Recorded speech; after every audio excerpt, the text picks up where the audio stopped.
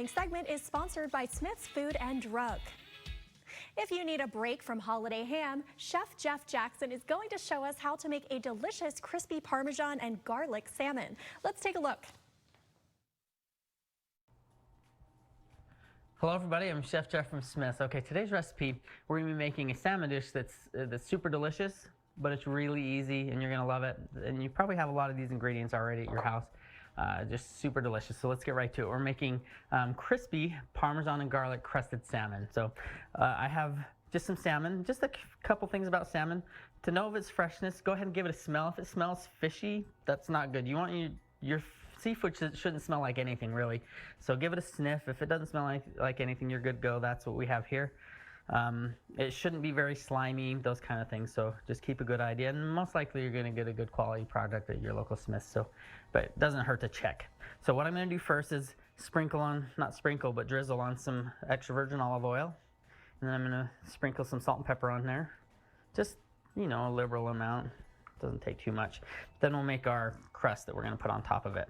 And that olive oil will help this stick to it. So what I'm going to do is start with some breadcrumbs. These are panko breadcrumbs. Okay, so my panko breadcrumbs are in a bowl. I'm going to get some butter and put on those and stir it around just until the panko breadcrumb absorbs all that butter.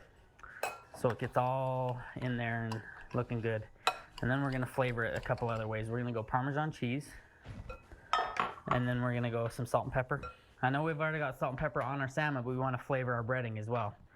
Always be flavoring every layer of your food with salt and pepper. Here's some parsley, fresh parsley, garlic powder, lemon juice. Just go ahead and give this a mix until it all comes together. And then I have gloved hands because really your hands are your best kitchen utensil that you have. My oven is preheating to 400 degrees, and so then what I'm going to do is take this breading and just press it down on top of the salmon. And it should just go right into it. But use all of this, and it should go, this is about 2 pounds of salmon. It's about 4 pieces, about a pound each or so, that this recipe is good for. But so we'll press it down, and we'll get it in the oven, and it will go for about 10 to 15 minutes. So it's all pressed on there, it's ready to go. Okay, let's get it in the oven. And again, it's gonna go for about 10 or 15 minutes. Alrighty.